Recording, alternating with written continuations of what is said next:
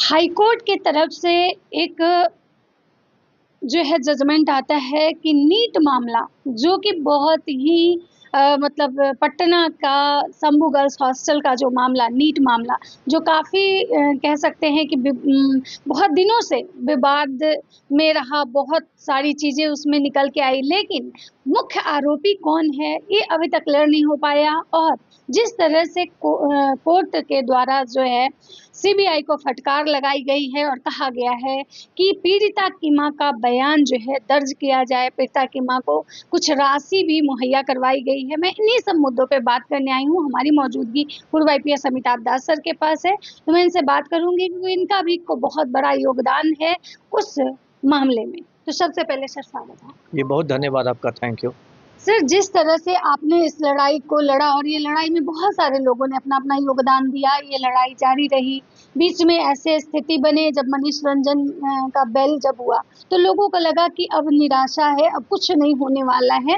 लेकिन जिस तरह से कल एक कोर्ट का एक फैसला है कि भाई पीड़िता की माँ के बयान को दर्ज किया जाए और उनको कुछ राशि मुहैया किया जाए। आप इसको कैसे देखते हैं? नहीं, मैं कोर्ट के फैसले का स्वागत करता हूँ। कोर्ट के फैसले के दो मुख्य बिंदु हैं। जी। पहला बिंदु तो ये है कि जो पीड़िता के परिजन हैं उनको 2.5 लाख रुपए का मतलब मुआवजा दिया जाए, तो ठीक है, ये कोई बहुत बड़ी राशि नहीं है, लेकिन ठीक है। लेकिन जो दूसरा बिंदु फैसले का है वो ज़्यादा महत्वपूर्ण है। वो महत्वपूर्ण ये बिंदु है कि सीबीआई को कोर्ट ने आदेश दिया है कि पीड़िता नीट छात्रा की माँ का बयान दर्ज किया जाए। और ये आदेश इसलिए बहुत महत्वपूर्ण है क्योंकि इसके राजनीतिक मायने भी बहुत ज़्यादा हैं। अब इसमें एक तरह से निशांत कुमार की गिरफ्तारी पक्की हो गई है। संयोग से आज से ही निशांत कुमार ने अपनी यात्रा भी शुरू की है, सद्भाव यात्रा। अब दर्शकों को ये पूरा मामला पता होगा। 6 जनवरी को इसी साल नीट छात्रा कांड उजागर हुआ।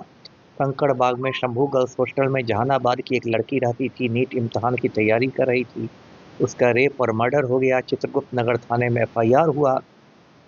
इस केस में शुरू से ही जो मुख्य संदिग्ध था वो नीतीश कुमार का बेटा निशांत कुमार था, और इसलिए पूरा सिस्टम जो है वो इस केस की लीपापोती में लग गया। पहले पटना पुलिस ने केस की लीपापोती की, फिर बाद में एसआईटी ने लीपापोती की, उसके बाद सीबीआई ने लीपापोती की। देखिए, शुरू में जब इस लड़की का पोस्टमार्टम रिपोर्ट आई भी नहीं थी, पटना के सीनियर एसपी ने कह दिया कि नहीं नहीं, ये आत्महत्या का मामला है, कोई रेप का मामला नहीं है। फिर जब पीएमसीएच से पोस्टमार्टम रिपोर्ट आई, उसमें कहा गया कि यौन हिंसा हुई है, तब फिर पुलिस की बहुत फजीहत हुई। तब जाके पुलिस मुख्यालय ने एक एसआईटी बनाया और कहा कि एसआईटी पटना के आईजी के निगरानी में काम करेगा। एसआईटी भी टाइम पास करती रही, कुछ किया उसने नहीं। तब तक एफएसएल की रिपोर्ट आ गई, विधि विज्ञान प्रयोगशाला की रिपोर्ट आ गई। उस रिपोर्ट में कहा गया कि लड़की के कपड़ों पर शुक्राणु है। तो ये बहुत मतलब बड़ी एक बात थी। उसके बाद क्या हुआ कि बलि के बकरों की खोज हुई सरकार में। 2 दरोगा लोगों को सस्पेंड कर दिया गया, एक रोशनी कुमारी को, एक हेमंत झा को। लेकिन अभी भी किसी बड़े को सजा नहीं दी जा रही। उसके बाद फिर कुछ नहीं हुआ। उसके बाद जो नीट छात्रा की माँ का कहना है कि उसको डीजीपी के घर बुलाया गया, कहा गया कि तुम मान लो कि तुम्हारी बेटी ने आत्महत्या की है। उन्होंने नहीं माना तो डीजीपी ने कहा कि मामला सीबीआई को दे दूंगा, दौड़ते रह जाइएगा। उसके बाद सीबीआई ने ही मामला लिया। उसके बाद सीबीआई ने सारे सबूत इकट्ठा कर लिए इसके खिलाफ, निशांत कुमार के खिलाफ। लेकिन उन सबूतों के आधार पर निशांत कुमार की गिरफ्तारी नहीं हुई। भाजपा ने उन सबूतों का इस्तेमाल करके नीतीश कुमार को कुर्सी से उतरवा दिया और भाजपा कोटे से मुख्यमंत्री बना दिया। देखिए, इस पूरे मामले पर बिल्कुल चुप्पी ये छाई रही बिहार में। 2 ही लोगों ने लड़ाई लड़ी मेनली, एक पप्पू यादव ने और एक मैंने। तो पप्पू यादव को एक पुराने केस में पुलिस ने वारंट निकाल के अंदर कर दिया। 14 फरवरी को मैं दिल्ली जाकर सीबीआई को सारे सबूत देने वाला था। 13 फरवरी की शाम को मेरे घर पुलिस आ गई, एक कुर्मी मजिस्ट्रेट आ गया। कुर्मी पर मैं इसलिए जोर दे रहा हूँ क्योंकि पलटू राम भी कुर्मी है। और जितने भी सबूत मैंने निशांत कुमार के खिलाफ इकट्ठा किए थे, सब सारे सबूत को पुलिस ले गई। उसके बाद देखिए कितनी मतलब गुंडागर्दी ही कहूँगा मैं इसको, प्रशासनिक गुंडागर्दी। उसके बाद देखिए, शंभू गर्ल्स हॉस्टल का मकान मालिक था मनीष रंजन, जिसकी गिरफ्तारी एसआईटी ने की थी। अब कायदा ये है कि यदि कोई गिरफ्तार व्यक्ति हुआ है तो पुलिस उसको रिमांड पर लेके उससे पूछताछ करती है।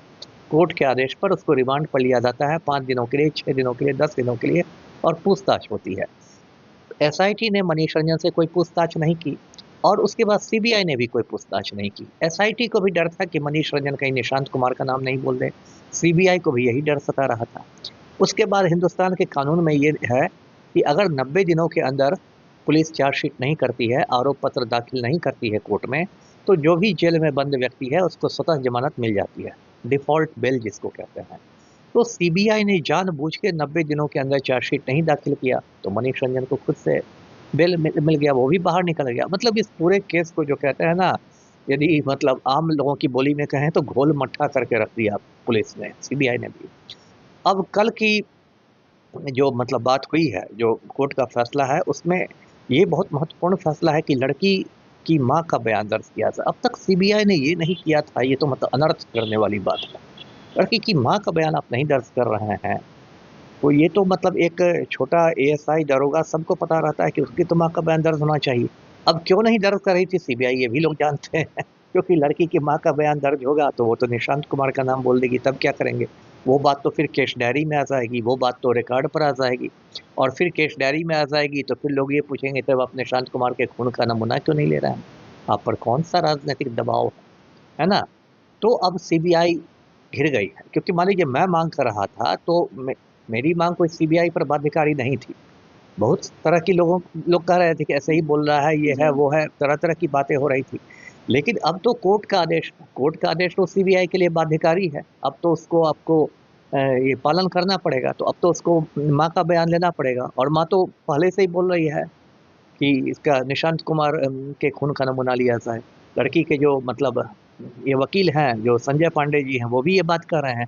तो अब सीबीआई कहाँ भागेगी? तो थोड़ी-सी उम्मीद बंधी है इस मामले में इंसाफ की। जी। लेकिन सर अगर उसकी माँ का बयान दर्ज करती है तो मतलब का ये और अगर मतलब ऐसा अगर ये नहीं होगा फिर वो उनका ब्लड का अगर सैंपल लिया जाता है और इन केस अगर ऐसा कुछ नहीं होता है तो क्या फिर मतलब परिवार पे कोई एक्शन होगा? बिल्कुल नहीं, कोई एक्शन नहीं होगा। कोई एक्शन नहीं होगा।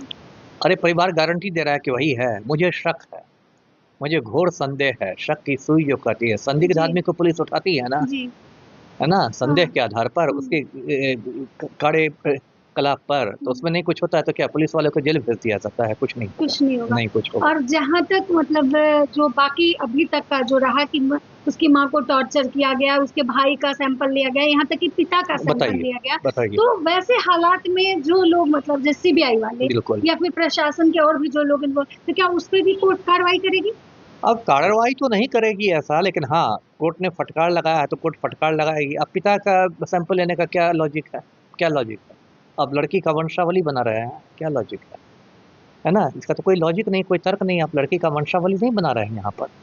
तो ये सब बात तो देखिए सीबीआई ने पूरी अपनी विश्वसनीयता खत्म कर दी है, खो दी है। मेन जो बिंदु था कि शुक्राणु किस व्यक्ति का है, इस पर सीबीआई ने कुछ काम नहीं किया। सीबीआई कहती रही हम उसका पॉलीग्राफ टेस्ट करेंगे, उसका पॉलीग्राफ करेंगे, उसका पॉलीग्राफ करेंगे। पॉलीग्राफ टेस्ट कहते हैं झूठ पकड़ने के टेस्ट को, जी और उसकी कानूनी मान्यता शून्य है। पॉलीग्राफ टेस्ट में जो भी नतीजा आए उसको आप हिंदुस्तान की किसी भी अदालत में सबूत के तौर पर पेश नहीं कर सकते। ये बात सीबीआई वाले भी जानते हैं, सबको पता है, जिसको भी जानकारी है। लेकिन पब्लिक को उल्लू बनाने के लिए कि देखिए हम लोग काफ़ी सक्रिय हैं, ये लोग पॉलीग्राफ खेल रहे थे। तो चलिए इसका मैं स्वागत करता हूँ। मुझे पूरी उम्मीद है कि पीड़िता की माँ को कोई धमकी नहीं मिलेगी और वो मतलब निर्भीक होकर वो निशांत कुमार का नाम सीबीआई को देगी, और जो भी उसका बयान लिया जाएगा सीबीआई को उसका बयान दर्ज करने के बाद उसकी एक प्रति उसकी माँ को भी देनी होगी, और उस बयान पर उसकी माँ का सिग्नेचर। हस्ताक्षर भी होगा, जिससे कि सीबीआई बात को नहीं पलट सके। जी। सर लास्ट सवाल कि अगर उसकी माँ का स्टेटमेंट आता है तो मतलब उसके बाद सरकार के पास कोई चारा नहीं बचेगा, मतलब उनको सैंपल देना ही पड़ेगा क्योंकि आपने कहा है कि हर जगह सैंपल माफिया है। सैंपल लेने के लिए देखिए फिर मैं बता रहा हूँ कानूनी जी पहलू यह है, सैंपल लेने के लिए फिर सीबीआई अपनी ओर से सैंपल नहीं ले सकती। सैंपल हम्म, लेने के लिए सीबीआई को फिर कोर्ट से अनुमति लेनी पड़ेगी। लेकिन जो उसकी माँ का बयान होगा वो बहुत बड़ा आधार हो जाएगा सीबीआई के लिए कोर्ट की से अनुमति लेने अनुमति का। मिलने की। और यदि सीबीआई वो अनुमति मांगेगी तो हम्म, कोर्ट उसको अनुमति देगा ही देगा। जी। धन्यवाद।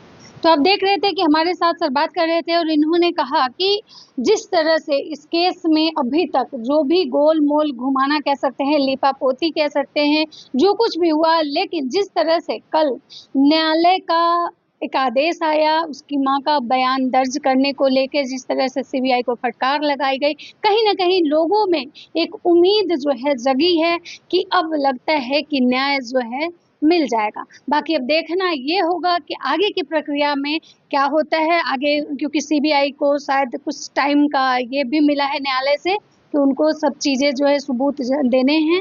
अब देखना ये होगा कि आखिर उसकी माँ का स्टेटमेंट जो होता है उसमें उसकी माँ जो है किसका नाम लेती हैं, उनका ब्लड सैंपल की जांच की जो मांग की जा रही है उसमें क्या कुछ होता है। तो आप हमारे साथ बने रहें। नमस्कार, धन्यवाद।